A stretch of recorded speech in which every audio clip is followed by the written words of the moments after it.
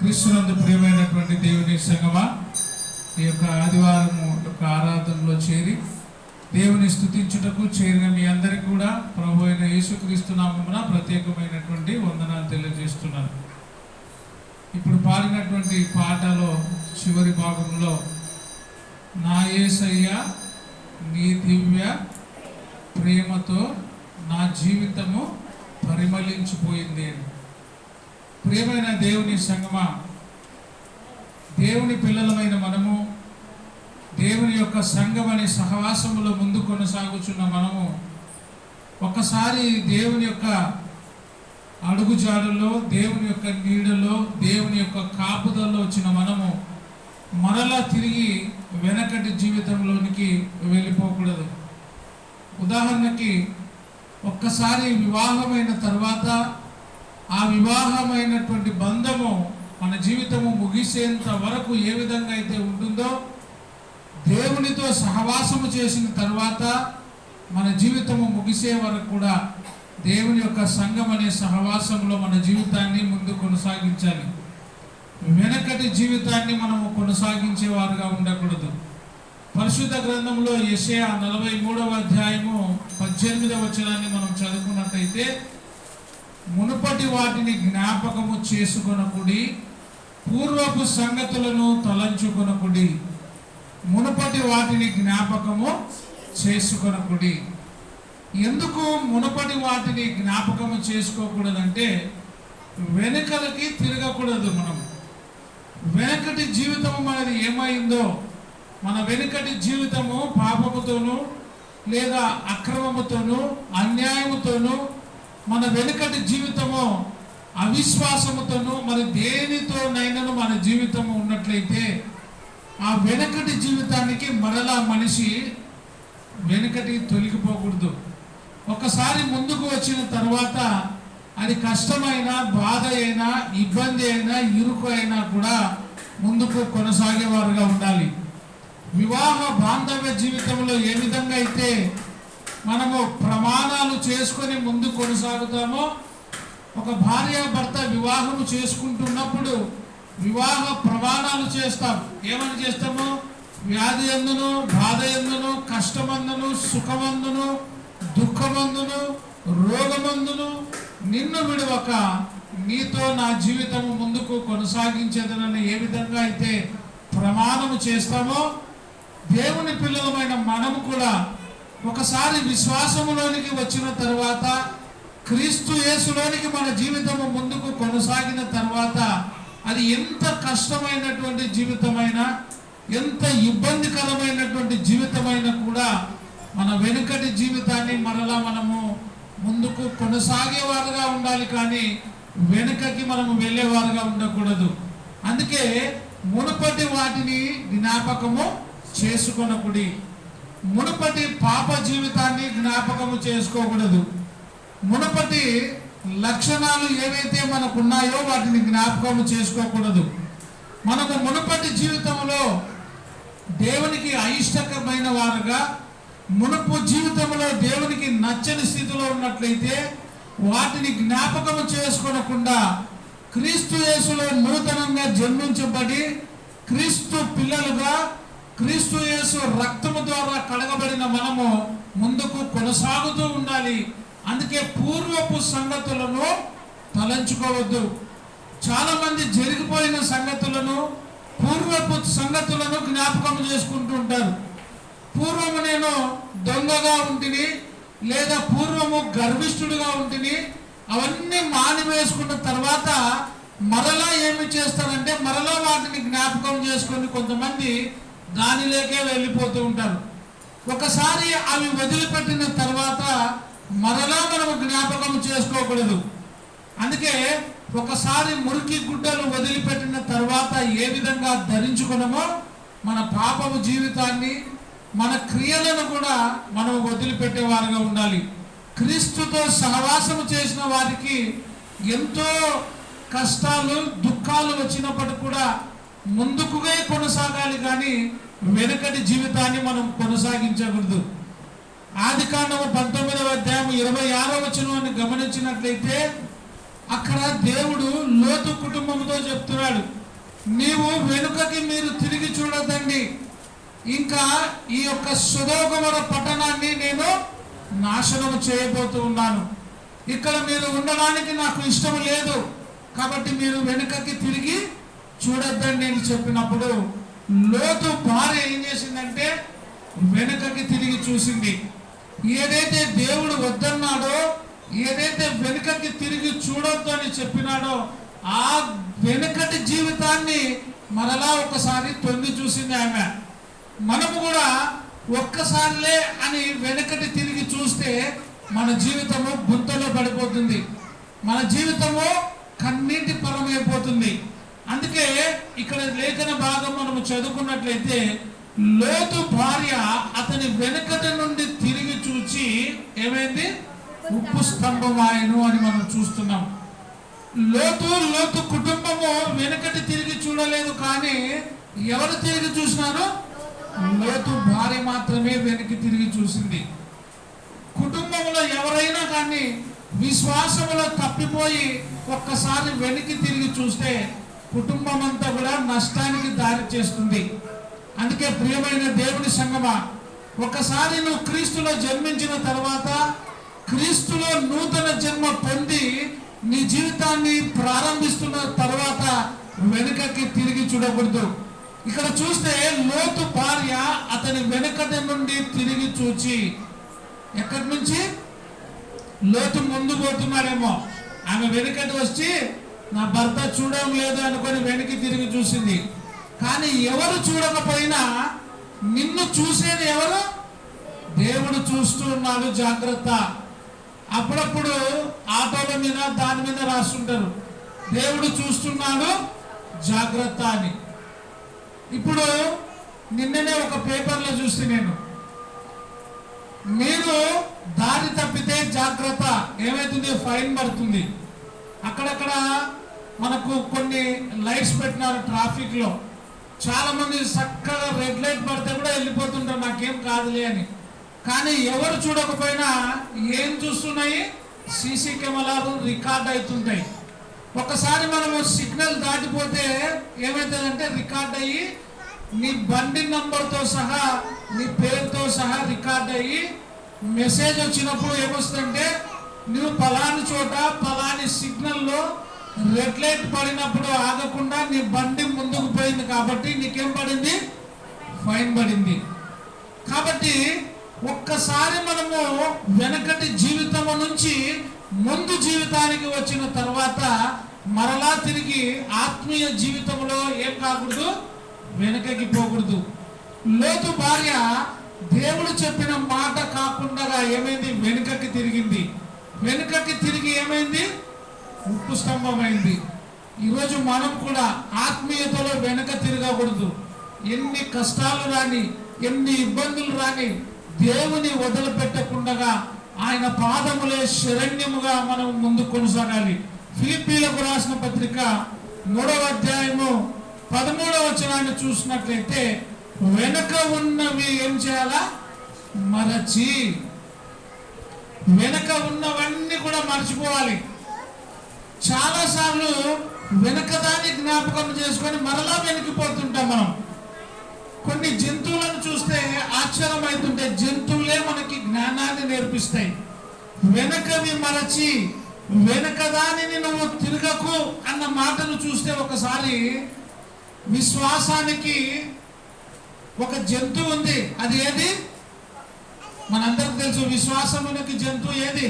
కుక్క అంటాం. అది బాగా తిన్న తర్వాత ఎంత పెట్టు అంత బాగా తింటది. తర్వాత కక్కిన దానిని వెనకకి మరలా ఏం చేస్తుంది? అది తీసుకుంటుంది.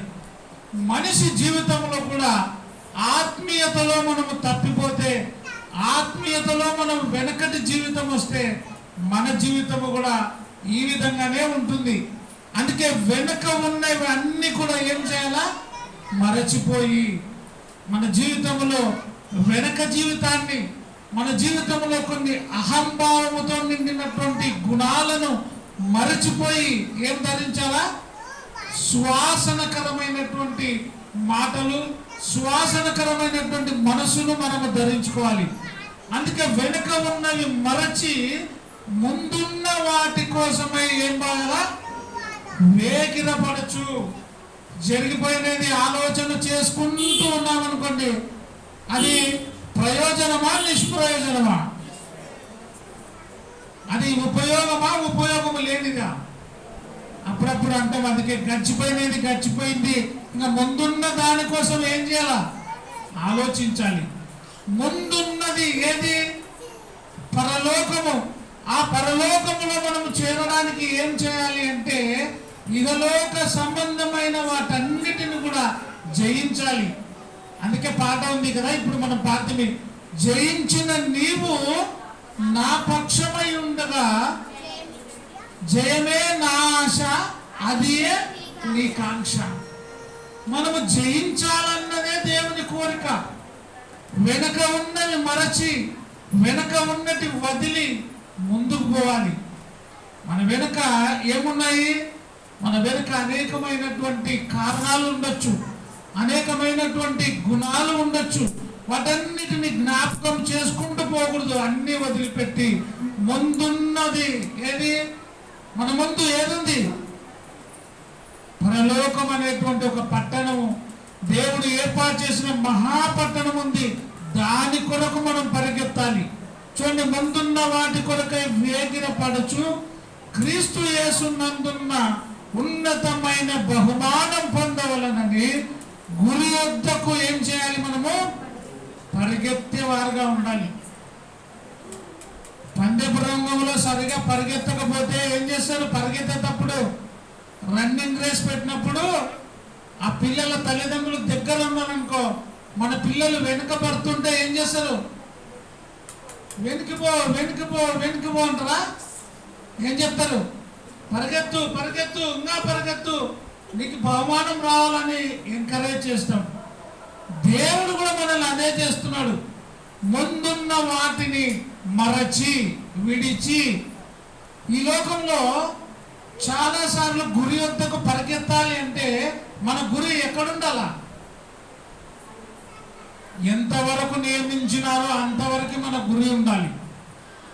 మన పరుగు పందెంలో చాలా వరకు ఇప్పుడు ట్రైనింగ్ ఉంటాయి కదా, పోలీసు వాళ్ళకి సెలక్షన్స్ ఉంటాయి, లైన్స్ గీస్తారు. లైన్స్ గీసి లైన్స్లోనే పరిగెత్తాలి. పరిగెత్తేటప్పుడు ఎవరైనా ఒక 500 రూపాయల నోటు కింద వేసినారనుకో, వాని గురి పరిగెత్తేటప్పుడు కింద ఉంటే ఏమవుతాడు? వాడు కింద పడిపోతాడు, నిలబడిపోతాడు. అంటే మన జీవితంలో కూడా పరిగెత్తేటప్పుడు కొన్ని బ్రేక్స్ పడుతుంటాయి. ఆ బ్రేకులు పడినప్పుడు ఏం చేయాలా? బ్రేక్ లెక్క చేయకూడదు, ముందు పోవాలా. సమస్యలు అనే బ్రేక్, ఇంకా ఆర్థిక ఇబ్బందులు, సమస్యలు, కష్టాలు, నష్టాలు, ఇబ్బందులు, ఆత్మీయ ఎదుగుదలకు అనేకమైనటువంటి అవరోధాలు వచ్చినప్పటికీ కూడా వాటన్నిటిని విడిచిపెట్టి వెనుకబెట్టి ఏం చేయాలా? పరిగెత్తేవారుగా ఉండాలి. అందుకే గురి వద్దకే పరిగెత్తుచున్నాను. లూకాసు వార్త 9వ అధ్యాయము 62వ వచనం చదువుకున్నట్లయితే యేసు ప్రభువు అంటాడు, నా గట్టి మీద చేయి పెట్టి వెనక తట్టు చూచువాడు ఎవడను దేవుని రాజ్యమునకు పాత్రుడు కాడని వాడితో చెప్పెను. నీవు ఒక బండి మీద పోతూ ఉన్నప్పుడు ఎవరైనా నిన్ను పిలిచినప్పుడు వెనుక తిరిగి నడుపుతూ వెనుక తిరిగి మాట్లాడుకుంటూ పోయినా అనుకో, వెనుక వైపు నీ దృష్టి ఉంటే ఏమవుతుంది? ఒక ఆయన ఉండే, పెద్ద ఆయన, ఇప్పుడు కూడా ఉన్నాడు. నేను బండి నడుపుతప్పుడు నా వెనకలో కూర్చొని చెప్తున్నా, నిద్రపోయావు అని. బండి నడిపేటోళ్ళు ఎవరైనా నిద్రపోతారా? నేను నవ్వుకుంటుంటే, నిద్రపోయావు, జాగ్రత్త నడుపు బండి, నిద్రపోయావు అని. ఆయనకు భయం ఎక్కువ. ఇంకోటి, నేను నడుపుతుంటే ఏదైనా అడ్డం వస్తే ఎవరు తిప్పాలా బండి? నేను తిప్పాలా ఆయన తిప్పాలా? నేను తిప్పాలి కదా. వెనుకలో కూర్చొని కాలుతోనే ఇట్లా తిప్పుతున్నా. నేను అన్నట్టు తిప్పాకనైనా ఇద్దరం కింద పడతాము, నువ్వు తిప్పితే నువ్వు కింద పడతావు, నేను కింద పడతాను, నేనే తిప్పాలా. భయం అయితే దిగు అని నా వెనుకలో కూర్చొని నన్ను అటు ఇటు తిప్పితే నువ్వు కింద పడతావు, నేను కింద పడతా. కాబట్టి మార్గము మనం మళ్ళించకూడదు. ఇక్కడ ఏమంటారు చూడండి, నాగటి మీద చేయి పెట్టి వెనుక తట్టు చూచువాడు ఎవడు కూడా దేవుని రాజ్యమునకు ఏం కాడు, పాత్రుడు కాడని వానితో చెప్పాను. వెనుక తట్టు చూడకూడదు. ఎక్కడ చూడాలా? ముందరికే చూడాలి. మన గురి, మన ప్రయాణము, సహవాసము దేవునితో ఉండాలి. నేను ముందే చెప్తే, వివాహ బంధములో ఎట్లయితే ప్రమాణము చేస్తామో క్రీస్తు యేసుతో కూడా బాప్తిస్మం ద్వారా ప్రమాణము చేయబడి బాప్తిస్మం ద్వారా నూతన జన్మ పొందిన మనము మన జీవితము ముగించేంత వరకు కూడా క్రీస్తుతో సహవాసము చేయాలి. క్రీస్తుతో సహవాసము చేస్తూ ఉన్నప్పుడు జీవిత ప్రయాణంలో అనేకమైనటువంటి స్పీడ్ బ్రేకర్స్ వస్తాయి. వాటన్నిటిని కూడా స్లోగా దిగి ముందుకు పోవాలి, కానీ మన జీవితము నిలబడిపోకూడదు. కాబట్టి క్రీస్తుతో సహవాసము సంతోషాన్ని కలుగజేస్తుంది. హెబ్రీయులకు రాసిన పత్రిక 12వ అధ్యాయము 2వ వచనములో మన గురి ఎక్కడ ఉండాలో, విశ్వాసమునకు కర్తయు దానిని కొనసాగించువాడైన ఎవరి వైపు? యేసు వైపు చూచుచు మన ఎదుట ఉంచబడిన పందెములు ఎట్లా పరిగెత్తాలా? ఓపిక, ఓర్పు కలిగి పరిగెత్తాలా. ఓర్పు ఎంతో గొప్పది. దేవునితో సహవాసము చాలా కష్టమైనదే, అయినా మనము సహవాసము చేయాలి. కుటుంబంలో చాలాసార్లు వివాహ బంధము ద్వారా జత చేయబడినప్పుడు భార్యాభర్తల మధ్య చాలా సంతోషకరమైన జీవితాలు కొన్ని ఉంటాయి, కష్టతరమైన జీవితాలు ఉంటాయి. అయితే మధ్యలో జీవితాన్ని వదిలిపెట్టకూడదు. ఏం చేయాలా? చివరి వరకు కొనసాగించాలి. క్రీస్తుతో కూడా సహవాసము చేస్తున్నప్పుడు అనేకమైన శోధనలు వస్తాయి, ఇబ్బందులు వస్తాయి, కష్టాలు వస్తాయి. కానీ క్రీస్తు సహవాసాన్ని మాత్రం మనము వదిలిపెట్టకూడదు. అందుకే విశ్వాసమునకు కర్తయు దానిని కొనసాగించువాడైన యేసు వైపు చూచుచు మన ఎదుట ఉంచబడిన పందెములో ఎట్లా ఉండాలి? ఓర్పు. చాలా మంది చెప్తుంటారు చాలా సార్లు, బా నేను ఓర్పు లేదబ్బా, నేను ఓర్చలేకపోతున్నా, మా ఆయనకి విడాకులు ఇస్తా, మా ఆవిడకి విడాకులు ఇస్తా అంటే పెద్దలు కూడా అంటుంటారు, ఇచ్చిరాపో, ఇచ్చేసేపో. అది కాదు. జీవితాంతము మనం ఏం కలిగి ఉండాలా? ఓర్పు కలిగి ఉండాలి. క్రీస్తుతో కూడా ఓర్పు కలిగి ఉండాలి. చాలా మంది చెప్తారు, క్రీస్తుని నమ్ముకుంటే శ్రమలే రావు, కష్టాలే రావు, ఇబ్బందులే రావు అని. అన్నీ వస్తాయి, కానీ ఓర్పు కలిగి ఉండాలి. ఓర్పు కలిగి ఉంటే పందెపు రంగంలో పరిగెత్తిన తర్వాత బహుమానం ఎవరికి? మనకే వస్తుంది. కాబట్టి ఓర్పుతో మనం ముందుకు సాగాలి. దేవునితో సహవాసాన్ని ఎప్పుడు కూడా మనము తెంచుకోకూడదు. కొన్ని ఆశలు, నిరాశలు వస్తాయి. ఆదాము అవ్వలు దేవునితో సహవాసము చేసినప్పుడు వారి జీవితం ఎట్లుంది? సుఖమయంగా, సంతోషంగా ఉంది. వారిద్దరు కూడా నిత్యము దేవునితో సంతోషించేవారు. కానీ ఎప్పుడు వాళ్ళు దేవుని సహవాసానికి దూరమైనారో బ్రేక్ పడింది. ఒకటి ఏం బ్రేకు? దేవుడు చెప్పిన పనిని కాకుండా సాతాను మాటలను విన్నారు వాళ్ళు. అప్పుడు ఏమైంది? దేవుని సహవాసము దెబ్బతినింది. దేవునితో సహవాసము దెబ్బతిన్న తర్వాత వారు దేవుని తోటలో నుండి, ఏదైనా వనములో నుండి ఏమైనారు? ఉన్నారా? వెలివేయబడినారా? తర్వాత వారి జీవితం ఎంత దుర్భరమైందో చూడండి. క్రీస్తుతో సహవాసము ఎంతో ఆశీర్వాదము. క్రీస్తుతో సహవాసము కోల్పోతే మన జీవితము వ్యర్థము. అప్పుడు అంటున్నాడు దేవుడు, నీవు చెమట ఓర్చి కష్టపడి ఆహారము తిని బ్రతుకుదువు. సహవాసములో ఉన్నప్పుడు సంతోషంగా ఉన్నారు. సహవాసము దేవుని నుండి ఆత్మీయ సహవాసాన్ని కోల్పోయిన తర్వాత వారి జీవితం ఏమైంది? కష్టపడి చెమట వచ్చి ఆహారము తినేటువంటి పరిస్థితిలోనికి వెళ్ళిపోయింది. ఈరోజు నీవు నేను వాక్యం వింటున్న మనమందరము కూడా క్రీస్తుతో సహవాసము కలిగి ఉంటే ఎన్నో ఆశీర్వాదాలు మనం పొందుకుంటాం. సామెతలు 8వ అధ్యాయము 34వ వచనం నుంచి చూస్తే అక్కడ 36 వచనాలు, 34 నుంచి 36 చూస్తే అనుదినము అనుదినము, ఎప్పుడు అనుదినము, ఎవ్రీడే, ప్రతిరోజు ఎక్కడుండాలా? నా గడప యొద్ద కనిపెట్టుకొని, నా ద్వార బంధముల యొద్ద కాచుకొని, నా ఉపదేశము వినువారు ధన్యులు. ఎవరు ధన్యులు? ఎవ్రీడేనా? వారానికి ఒక్కసారే? అప్పుడప్పుడా? అప్పుడప్పుడు అంటే బాగుంటుండే. దేవుడు ప్రతిరోజు అనడమే కష్టమైపోయింది మాకి కదా. ప్రతిరోజు అంటే మాకు సరిపోదు. అప్పుడప్పుడు, నెలకు ఒకసారి, వారానికి ఒకసారి, సంవత్సరానికి ఒకసారి, నా ద్వారా బంధముల దగ్గర కాచుకొని వాడు ధన్యుడు అంటే మనం తక్కువలో నా సంవత్సరానికి ఒక్కసారి అని బైబిల్లో ఉంటే 10 ఏళ్ళకు ఒకసారి కనబడతాం మనం. దేవుడు ఎప్పుడన్నాడు? అనుదినము నా గడప యొద్ద కనిపెట్టుకొని, నా ద్వార బంధముల యొద్ద కాచుకొని, నా ఉపదేశము వినువారు ధన్యులు. ఎంత శ్రేష్టమైన ధన్యత చూడండి. ఎక్కడ ఉన్న ధన్యత లేదు, ఎక్కడున్న ఆశీర్వాదం లేదు, ఎక్కడున్న తృప్తి లేదు. ఆదామా నువ్వు ఎక్కడ అన్నప్పుడు ఆదాము ఎక్కడున్నాడు? నీ స్వరము విన్నప్పుడు నేను దాచిపెట్టుకొని ఉన్నాను. ఎందుకు ఆ పరిస్థితి వచ్చింది ఆదాముకి? గడప ద్వారము దగ్గర దేవుని కోసము కనిపెట్టుకొని ఉండే ఆదాము ఇప్పుడు ఏమైనాడు? దాచిపెట్టుకునే పరిస్థితి వచ్చింది. ఆదాము సహవాసాన్ని కోల్పోయినాడు. అందుకే అనుదినము అనుదినము దేవుని చూసే ధన్యత ఆదాము వాళ్ళు ఏమైనారు? కోల్పోయినారు. ఇక చూడండి, అనుదినము నా గడప యొద్ద కనిపెట్టుకొని. ఎట్లా? ఎవరు కనిపెట్టుకొని ఉంటారు? ఎవరు కనిపెట్టుకొని ఉంటారు? ఎవరైతే ఆయనను ప్రేమిస్తారో వాళ్ళు ఆయనని కనిపెట్టుకొని ఉంటారు. ఎవరైతే వాక్యాన్ని ప్రేమిస్తారో వాళ్ళు దేవుని యందు విశ్వాసము కలిగి ఉంటారు, వాక్యము మీద ఆశ పెట్టుకొని ఉంటారు.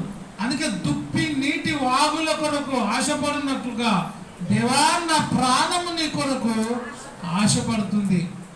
ఈ వాక్యాలన్నీ చదివితే మనసు పులకించిపోతుంది. దుప్పి నీటి వాగుల కొరకు ఆశపడినట్లుగా మన జీవితంలో కూడా క్రీస్తు సహవాసము కొరకు ఆశతో ఉండాలి.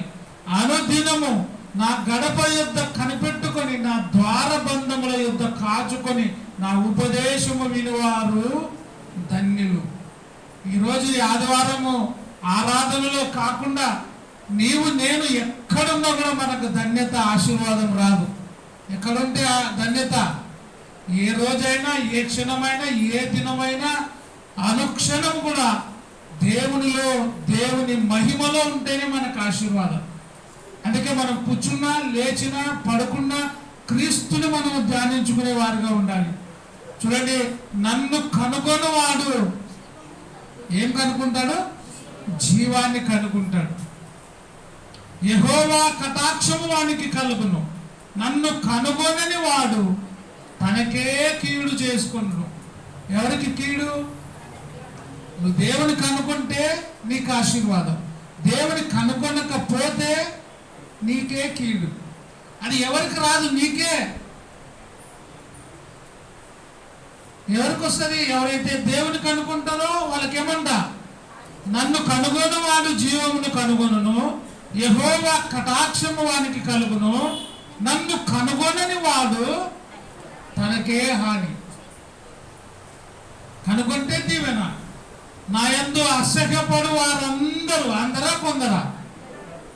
నా యందు అసహ్యపడు వారందరూ దేన్ని స్నేహిస్తారంట? ఎవరైనా మరణముతో ఫ్రెండ్షిప్ చేస్తారా? మరణం అంటే అంత దూరం ఉంటాం, అవునా కదా? ఎవరైనా మరణం అంటే ఇష్టపడతారా? చేయొద్దండి. మరణం అంటే నాకు చాలా ఇష్టం అండి. నీకు ఏమి ఇష్టం అంటే బిర్యానీ అంటే ఇష్టం అండి. బిర్యానీలో ఏ బిర్యానీ అంటే అది బియ్యం ఉండే కదా, యా బియ్యం అవి? బాస్మతి రైస్ అంటే బాగా ఇష్టం. బాస్మతి బిర్యానీ అంటే చాలా ఇష్టం. బాస్మతి బిర్యానీలో యా బిర్యానీ ఇష్టం అంటే చికెన్ బిర్యానీ కంటే, చికెన్ బిర్యానీ కంటే యాది ఇష్టము? మటన్ బిర్యానీ ఇంకా ఇష్టం అంటమేమో కానీ మరణం అంటే నాకు ఇష్టం అని ఎవరన్నా అంటామా? మనం ఎవరం అనలేం. కానీ అపొస్తలుడైన పౌలు అన్నాడు, నాకు ఇష్టం, నా మటుకైతే బ్రతుకుట క్రీస్తే, చనిపోతే కూడా అది నాకు ఈరోజు లాభం. ఎందుకంటే ఆయన అంత సహవాసాన్ని చేసినాడు దేవునితో. అందుకే ఇక్కడ ఏమంటారు చూడండి, నా యందు అసహ్యపడు వారందరూ కూడా మరణాన్ని స్నేహిస్తారు. కానీ ఆయన అసహ్యపడేలా ప్రేమించినాడు కాబట్టి ఈరోజు చనిపోయినా అది నాకు లాభమే. మరణాన్ని స్నేహించుతారు అంటే అసహ్యపడే వారు ఎక్కడెక్కడ ఉంటారు? దేవుడు అంటే ఇష్టపడిన వాళ్ళు ఎక్కడుంటారు? ఏ మార్గంలో ఉంటారు? ఇరుకు మార్గమా, విశాలమైన మార్గమా? దేవుడు అంటే భయపడేవాడు ఎప్పుడు కూడా ఇరుకు మార్గంలోనే ఉంటాడు. ఎక్కడ పోయినా అంతరాత్మ కొడుతూనే ఉంటది. దేవుని నమ్మినవాడు, దేవుని యందు భయభక్తులు కలిగిన వాడు ఎక్కడ కూర్చున్నా, ఏం మాట్లాడినా, ఏది చేసినా వాక్యం వాడిని కొడుతూనే ఉంటది. కాబట్టి భయం ఉంటది. సామెత ఒకటి ఉంది, పెద్దలు అంటారు కదా, భయము లేని బాతు ఎడబెట్టిందంట గుడ్డు. భయము లేని బాతు ఎడబెట్టింది గుడ్డు. గింజలేమో ఇంట్లో తింటుందంట, గుడ్డు ఎడబెడుతుంది, బయట పెడుతుంది. భయం ఉండే బాధ అయితే గుడ్డు గింజలు అనే తింటుంది, గుడ్డు అనే పెడుతుంది. మనం కూడా దేవుడు అంటే భయం లేదు. అందుకే ఏమంటాడు ఇక్కడ, నా యందు అసహ్యపడు వారందరూ కూడా మరణమును స్నేహితురు. ఆయనను ప్రేమిస్తే, ఆయనతో సహవాసం చేస్తే ఏమైతే చూడండి, యోబు గ్రంథము 22వ అధ్యాయము అనుదినము అన్నాం కదా, సామెతలు ఇప్పుడు చదువుతుంది. అనుదినము నా గడప యొద్ద కనిపెట్టుకొని, అనుదినము అంటే ప్రతిరోజు భోజనం చేసే మనిషి ఎట్లుంటాడు? రోజు తినేవాడు ఎట్లుంటాడు? ప్రతిరోజు తినే మనిషి ఎట్లుంటాడు? వారానికి ఒకసారి తినే మనిషి ఎట్లుంటాడు? నెలకు ఒకసారి తినే మనిషి ఎట్లుంటాడు? చెప్పాలా? సుదర్శనమయ్య గారు చెప్తున్న జవాబు, నెలకు ఒకసారి తినే మనిషి బలంగా ఉంటాడు కదా. సుదర్శనమయ్య గారు పోతాడా? ఇట్లుంటాడు. ప్రతిరోజు ప్రార్థన చేసేవాడు కూడా ఆత్మీయంగా ఎట్లుంటాడు? ఎప్పుడు బలంగానే ఉంటాడు. నెలకు ఒకసారి చేసే భోజనం చేసేవాడు ఎట్లుంటాడు? వారానికి ఒకసారి భోజనం చేస్తాడు ఎట్లుంటాడు? రోజు తినేవాడు ఎట్లుంటాడు? ప్రతిరోజు తినేవాడు ఎట్లుంటాడు? చెప్పాలా మీరు? ప్రతిరోజు తినేవాడు బలంగా ఉంటాడు. ప్రతిరోజు ప్రార్థించేవాడు కూడా ఆత్మీయంగా ఎట్లుంటాడు? బలంగా ఉంటాడు. నెలకోసారి ప్రార్థన చేస్తున్నాము, వారానికి ఒకసారి ప్రార్థన చేస్తున్నాము, వారానికి ఒకసారి బైబిల్ చదువుతున్నాము, సంవత్సరానికి ఒకసారి భోంచేస్తున్నాము అన్నవాడు ఎవరైనా ఉన్నారా? సంవత్సరానికి ఒకసారి భోంచేస్తున్నాం అన్న చరిత్రలో కూడా లేరు. రాష్ట్రం రావాలని రాష్ట్రానికి ఉపవాసం ఉండి దీక్ష చేసిన పొట్టి శ్రీరాములు దాదాపు 43 రోజులు ఏమో చేసి చనిపోయినాడు. 52 రోజులు చేసి చనిపోయినాడు. మీరు ఎవరైనా సంవత్సరం నుంచి భోంచేయకుండా ఉన్నారా? ఆయన అంటే అనుదినము నా గడప ద్వారం యొద్ద కాచుకొని ఉండేవాడు ఎవరు? ధన్యుడు. ప్రతిరోజు దేవునితో సహవాసం చేసేవాడు కూడా ఎవరు? ఒకవేళ రోజు తినకపోతే ఏమైతే మనం ఆరోగ్యంగా ఉంటామా, అనారోగ్యంగా ఉంటామా? చూడండి ఏమంటారు దేవుని మాట. యోబు గ్రంథం 22వ అధ్యాయము 21వ వచనం. ఆయనతో సహవాసం చేస్తే ఎట్టుంటామో, ఆయనతో సహవాసం చేయకపోతే ఎట్టుంటాం? చదవండి. ఆయనతో సహవాసము చేసిన ఎడల నీకు సమాధానము కలుగును. చూడండి, ఆయనతో సహవాసం చేసి వెనుకపోతే సమాధానం కోల్పోతాం. సమాధానం లేని స్థితిలో నుంచి సమాధాన స్థితిలోనికి వచ్చిన తర్వాత వెనక్కిపోకూడదు. మనం ఈరోజు నేర్చుకుంటున్న మాట ఏమంటే, వెనకటి జీవితాన్ని మరచి ముందున్న వాటి కోసం ఏం చేయాలా? పరిగెత్తాలి, వేగిరపడాలి. క్రీస్తుతో సహవాసం కోసం ముందుకు పో, వెనక్కి రావద్దు. ఇక్కడ అంటున్నాడు, ఆయనతో సహవాసము చేసిన ఎడల నీకు సమాధానము కలుగును. నీకు ఏం కలుగుతుంది? సమాధానము కలుగుతును. అలాగున నీకు మేలు కలుగును. అలాగున నీకు ఏం కలుగుతుంది? మేలు. సహవాసము చేస్తే ధన్యులము, సహవాసము చేస్తే మేలు. ఆయన నోటి ఉపదేశమును అవలంబించుము. ఆయన నోటి ఉపదేశమును అవలంబించుము. ఆయన మాటలను నీ హృదయములో ఉంచుకొనుము. ఆయన మాటలు నీ హృదయములో ఉంచుకొనుము. సర్వశక్తుని వైపు నీవు తిరిగిన ఎడల, సర్వశక్తుని వైపు, సర్వశక్తి గల దేవుని వైపు నీవు తిరిగిన ఎడల, నీ గుడారములో నుండి దుర్మార్గమును దూరముగా తొలగించిన ఎడల నీవు అభివృద్ధి పొందెదవు. నేను ఏం పొందుతాము? అభివృద్ధి పొందుదురు. మంటిలోని చాలా అభివృద్ధి పొందుదురు. ఇప్పుడు ప్రతిరోజు అనుదినము ఆయన గడప ద్వారం యొద్ద కాచుకున్నవాడు ఎవరు? ధన్యులు. ప్రతిరోజు ప్రార్థన చేసేవాడు ఆరోగ్యంగా ఉంటాడు. ప్రతిరోజు ప్రార్థన చేయని వాడు ఆత్మీయంగా ఎట్లుంటాడు? బలహీనంగా ఉంటాడు. అందుకే యోబు గ్రంథంలోనే 33వ అధ్యాయం 19వ వచనం చదువుకుందాం. 19 నుంచి 22 వరకు. వ్యాధి చేత మంచమెక్కుట వలనను, వ్యాధి. రోజు భోజనం చేయకపోతే ఏమొస్తుంది మనకి? చెప్పాలా? గట్టిగా చెప్పాలా? అనారోగ్యం అంటే వ్యాధే కదా, అవునా కదా? డౌట్ వస్తుందా మీకు? భోజనం చేయకుండా ఉన్నాక చెప్పండి. నాకు 4 రోజులు భోజనం చేయకుండా తర్వాత చెప్పండి ఏమొస్తుందో. 4 రోజులు భోజనం చేయకపోతే ఏం జరుగుతుందో మనకు తెలుసు. 3 రోజులు భోజనం చేయకపోతే ఏం జరుగుతుందో మనకు తెలుసు. మళ్ళీ స్పెషల్గా 4-5 రోజులు భోజనం చేస్తూ ఉన్నా కూడా ఆదివారం ప్రత్యేకంగా బలం కోసం మళ్ళీ ఏం వాడతామో అందరు ఈరోజు గుమ్మలాడిస్తుంటాం. అది స్పెషల్. ఎందుకంటే మామూలు తినేదంతా సప్పది, ఆదివారం తినేది గొప్పది. బాగుందా? మామూలు తినేదంతా సప్పది, ఆదివారం తినేది గొప్పది. ఎందుకంటే అది స్పెషల్, కొంచెం ప్రత్యేకమైన ఫుడ్ బలం కోసం. దేవుని కోసం కూడా ప్రతిరోజు మనకు ఆత్మీయంగా ఎదగాలంటే ప్రతిరోజు ప్రార్థన చేసి, ప్రతిరోజు వాక్యం చదువుకొని, ప్రతిరోజు దేవుని ధ్యానిస్తే ఆత్మీయంగా బలపడతాం. అది నేను చెప్పేది. ప్రతిరోజు భోజనం చేయకపోతే ఎట్లా బలహీనపడతామో, ప్రార్థన చేయకపోతే ఆత్మీయంగా కూడా వెనుకబడిపోతాం.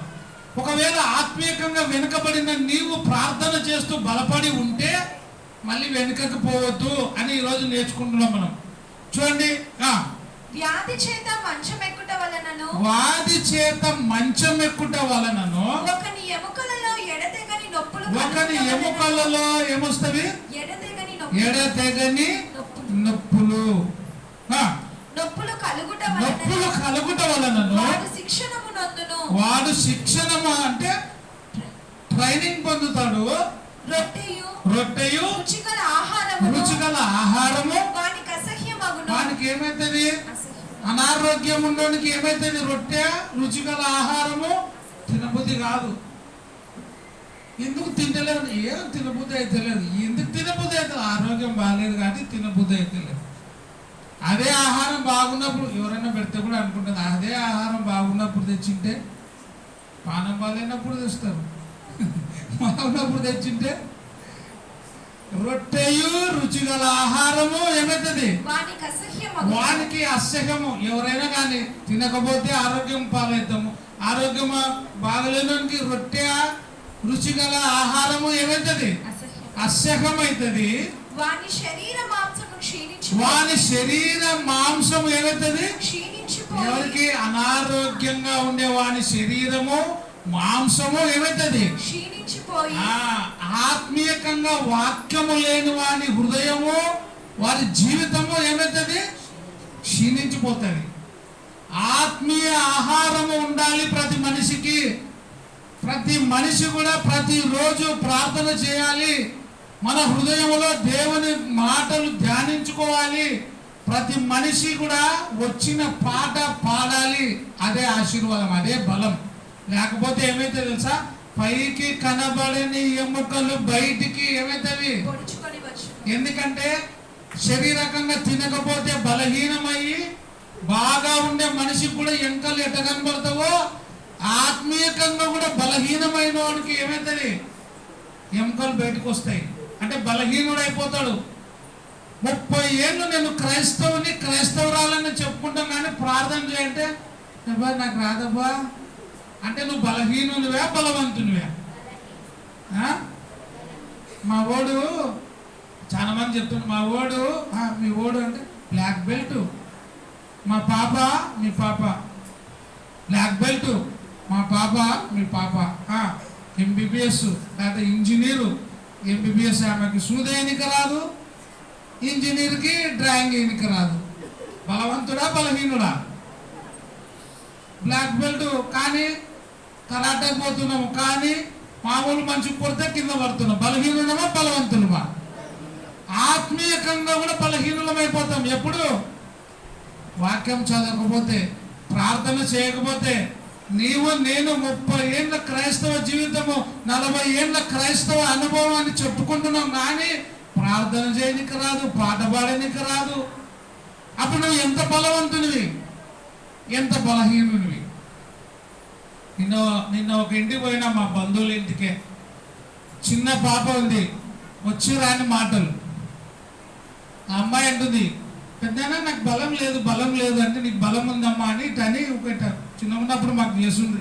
ఇట బట్టి ఏదో లావెంజుడు కండ వచ్చిందంటే నాకు కండ వచ్చిందంట బలం వచ్చింది అంటుంది. అంటే చిన్నపిల్లలు బాగా సంతోషపడతారు చెప్తే. కానీ మనము విశ్వాసంలో బలమా బలహీనులం అంటే ఎక్కడైనా ప్రార్థన ఇచ్చినప్పుడు ఏం చేయాలా? ప్రార్థన చేయాలా. ఎక్కడైనా కుటుంబ ప్రార్థన పెట్టినప్పుడు పాటలు పాడాలా. ఆత్మీయంగా ఎంత బలవంతులుగా ఉన్నాము.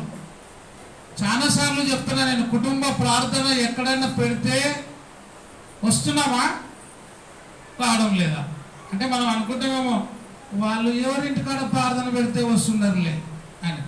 వాళ్ళు రాకపోయినా నువ్వు రావాలా. ఇదేమన్నా పెళ్ళే?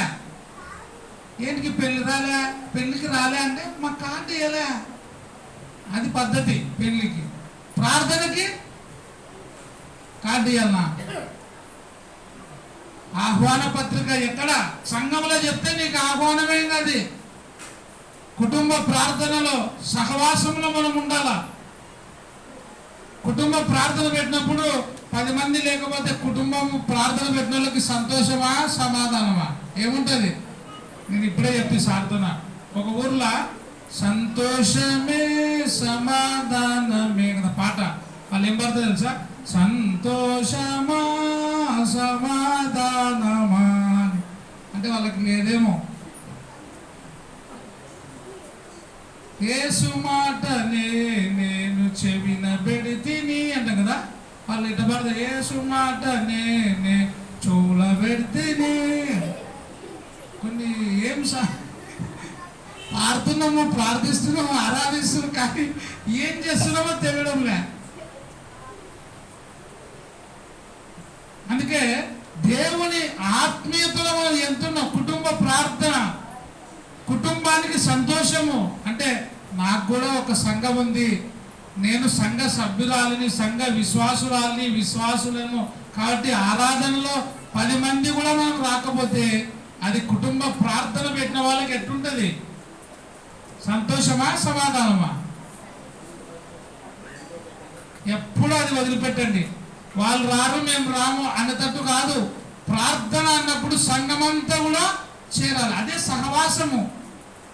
క్రీస్తు యేసులో ఒకరినొకరు ఏం కలిగి ఉండాలి? సహవాసం కలిగి ఉండాలి. చూడండి అందుకే ఏమంటాడు, చదవమా కవిత. రొట్టెయు రుచిగల ఆహారము వాళ్ళకి ఏమైతుంది? ఎవరికి? తినలేని వాళ్ళకి, అనారోగ్యములకు. నాకు కూడా ఇప్పుడు ఏమన్నీ తినకూడదు అన్న డాక్టర్. ఎవరైనా తింటారో నాకు కూడా తినాలనిపిస్తుంది కానీ ఏం చేయాలా? డాక్టర్ తినొద్దన్న. అనారోగ్యం ఉన్న వాళ్ళకి ఏమి కూడా తినబుద్ధి కాదు, తిన్న ఇబ్బందే. శరీర బలహీనతలు అవి ఆత్మ బలహీనతలు కలిగి ఉన్నప్పుడు శరీర రుగ్మతలు వస్తాయి పోతాయి. కానీ ఆత్మీయంగా మనం బలహీనమైతే ఎక్కడికి పోము? దేవుని రాజ్యంలోనికి పోము. అందుకే నాగటి మీద చేయి వేసి వెనక తట్టు చూసేవాడు దేవుని రాజ్యంలోనికి చేరడు. కాబట్టి ఏమంటారు? రొట్టెయు రుచిగల ఆహారము వానికి అసహ్యమగును, వాని శరీర మాంసం ఏమవుతుంది? క్షీణించిపోయి వికారమగును. ఏమైతుంది? వికారం. ఏ కారము? ఇది ఎప్పుడన్నా విన్నారా మీరు? ఈ కారం ఎవరింట్లోనన్నా ఉందా? ఏ కారము తవ్వుతారు? నువ్వు తప్పు చదువుతున్నావు. వికారమగును. ఏ కారము? ఏ కారము? ఈ కారమగును. పైకి కనిపించని ఎముక కింద ఏముంది? బయటకి కనబడకుండిన ఎముకలు, బయటికి కనబడకుండాని ఎముకలు పైకి పొడుచుకొని వచ్చును. ఎట్లా వస్తాయంట? కనబడని ఎముకలు కూడా బయటికి పొడుచుకొని వస్తాయంట. ఎవరికి? అనారోగ్యులకు, బలహీనులకి. అంటే శారీరకంగా భోజనం చేయకపోతే ఇవి వస్తాయి. ఆత్మీయ భోజనం లేకపోతే కూడా పైకి కనపడని ఎముకలు ఏమైతే బయటికి బలహీనంగానే ఉంటాం మనం. పాట కూడా గట్టికి పాడలేము అప్పుడు బలహీనం వస్తే కదా. అందుకే దేవునిలో ఈరోజు మనం నేర్చుకుంటున్న మాట ఏమంటే, ఆత్మీయతలో ఎదిగి ఉంటే వెనుకకి పోవద్దు. వెనకటి వాటిని జ్ఞాపకము చేసుకొని మళ్ళా పోవద్దు. ఎదగకపోతే దేవుని వాక్యంలో ముందుకురా. దేవునితో సహవాసాన్ని కోల్పోవద్దు. దేవునితో సహవాసము సంతోషాన్ని ఇస్తుంది. దేవునితో సహవాసము దుఃఖాన్ని నింపుతుంది.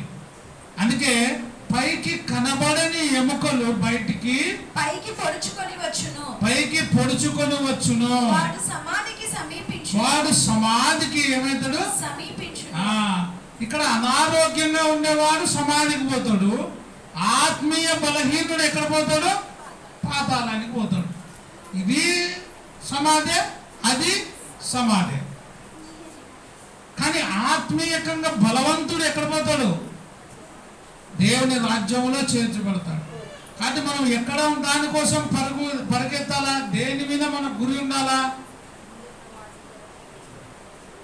క్రీస్తు యేసు వైపు, సిలువలో వేలాడుచున్న క్రీస్తు వైపు మన గురి ఉండాలి. ఆయన దగ్గరికి పరిగెత్తుకొని మనం రావాలి. ఆయన మాటలు వినుటకు వేగిర పడేవారుగా ఉండాలి. అందుకే కీర్తనలు 5వ అధ్యాయము 3వ వచనం చదువుకుందాం. కీర్తనలు 5వ అధ్యాయము 3వ వచనం. యెహోవా, ఉదయమున నా కంఠస్వరము నీకు వినబడును. ఉదయమున నా కంఠస్వరము నీకు వినబడును. మన కంఠస్వరం కూడా ఎవరికి వినబడాలా? దేవునికి వినబడాలి. ఉదయమున నా ప్రార్థన నీ సన్నిధిని సిద్ధము చేసి కాచియుందును. ఎవరి కోసము? నా ప్రార్థన సిద్ధము చేసి నీ కోసము కాచుకొని ఉంటా. నేను సిద్ధంగా ప్రార్థన చేయటకు సిద్ధపడి ఉన్నా దేవా. ప్రార్థనకు రానికే నేను సిద్ధంగా ఉన్నాను. నిన్ను ఆరాధించుటకు నేను ఎప్పుడూ ముందుంటాను అనేటువంటి నిర్ణయం మనం తీసుకోవాలి. నీవు దుష్టత్వమును చూచి చాలా బాగా ప్రార్థన నీ సన్నిధిని సిద్ధము చేసి కాచి ఉంచుతా. అంటే సిద్ధంగా పెడుతున్నా. అంటే నేను ఎప్పుడు ప్రార్థన చేయాలా అనేటువంటి ధోరణితో నేను ఉన్నాను. దివారాత్రములో దాన్ని ధ్యానించువాడు ధన్యుడు. మీ హృదయంలో ఎక్కడన్నా కూర్చున్నప్పుడు ఒక పాట పాడుకోండి. మీ హృదయంలో దేవుని మాట ధ్యానించుకోండి. జంతువులు ఏం చేస్తే తిన్నదానిని మరలా ఏం చేస్తాయి? నెమరు వేస్తాయి. అంటే ఆ నెమరు వేయడం ద్వారా దానికి బలము పుంజుకొని వస్తుంది. మనం కూడా విన్న మాటలు ఏం చేయాలా? ధ్యానము చేయాలి. విన్న మాటలు మరలా జ్ఞాపకము చేసుకోవాలి. 5వ అధ్యాయము కీర్తనలోనే 11వ వచనం. నిన్ను ఆశ్రయించు వారందరూ ఏమైతారు? అక్కడ అనుదినము నా గడప ద్వారం వద్ద కనిపెట్టుకొని, నా ద్వారం వద్ద కాచుకొని, నా ఉపదేశం విను వారందరూ ఏమంట? ధన్యులు. ఇక్కడ అందరూ ఆశ్రయించు వారందరూ దేవుని ఆశ్రయించే వాళ్ళు ఎవరైనా కూడా సంతోషంగా ఉందరు. ఇర్మియా 5వ అధ్యాయం 16వ వచనం. అయితే దేవుడు మాట్లాడుచు చెబుతూ బాధపడుతున్న మాట చూడండి. ఇర్మియా 15వ అధ్యాయము 16వ వచనం. నీ మాటలు నాకు దొరకగా నేను వాటిని భుజించి తిని. నీ మాటలు నా దగ్గరికి వచ్చినప్పుడు నేను వాటిని ఏం చేసి ఉన్నాను? భుజించి తిని. సైన్యములకు అధిపతియగు యెహోవా, సైన్యములకు అధిపతియగు యెహోవా, దేవా, దేవా, నీ పేరు నాకు పెట్టబడెను గనుక ఆ, నీ మాటలు నాకు సంతోషమును, నీ మాటలు నాకు సంతోషమును, నా హృదయమునకు ఆనందమును నా కలుగజేయుచున్నవి. హృదయమునకు ఏం కలుగజేస్తుంది? ఆనందం, దేవుని మాటలు ఏం చేస్తాయి? సంతోషమును. మీరు నమ్ముతున్నారా? నమ్మిన వాళ్ళు చేయొద్దండి. దేవుని మాట మీకు ఏం చేస్తుంది? మీ హృదయానికి సంతోషం ఇస్తున్నాయా లేదా? ఏం సంతోషం లేంటారా? దేవుని మాట మెడిసిన్ లాగా పనిచేస్తుంది. ఈ వాక్యము నన్ను బ్రతికించును, బాధలలో అది నాకు ఏం చేస్తుంది?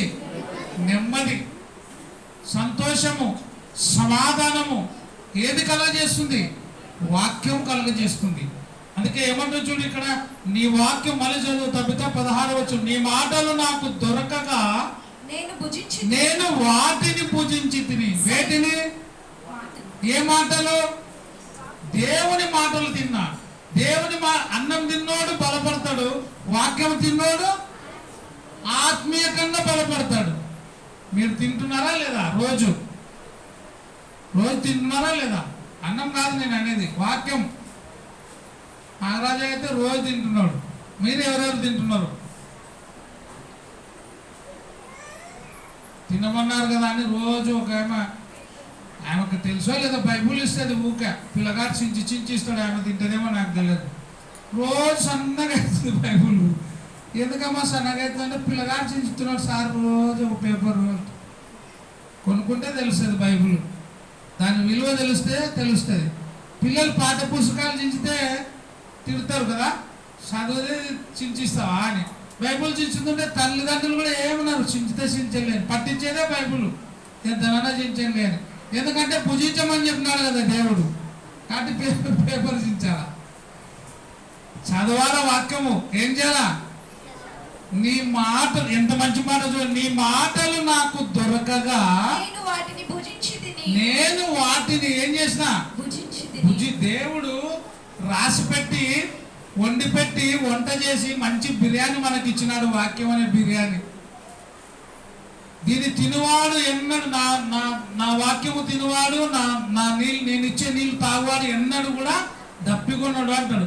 ఈ వాక్యం ఇచ్చినాడు దేవుడు తినమని. దీన్ని తినాల రోజు. సైన్యములకు అధిపతియగు యెహోవా, దేవా, నీ పేరు నాకు పెట్టబడెను కనుక నీ మాటలు నాకు సంతోషమును, నీ మాటలు నాకు సంతోషమును, నా హృదయమునకు ఆనందమును కలుగజేయుచున్నది. చూడండి, మన హృదయం కూడా సంతోషంగా ఉండాలంటే ఏం చేయాలా? వాక్యం చదవాలి. అందుకే కృపాశక్తి దయాశక్తి సంపూర్ణుడా వాక్యమై ఉన్న దేవ వందనమయ్యా. పడాలందరూ. కృపాశక్తి దయాశక్తి సంపూర్ణుడా వాక్యమై ఉన్న దేవ వందనమయ్యా.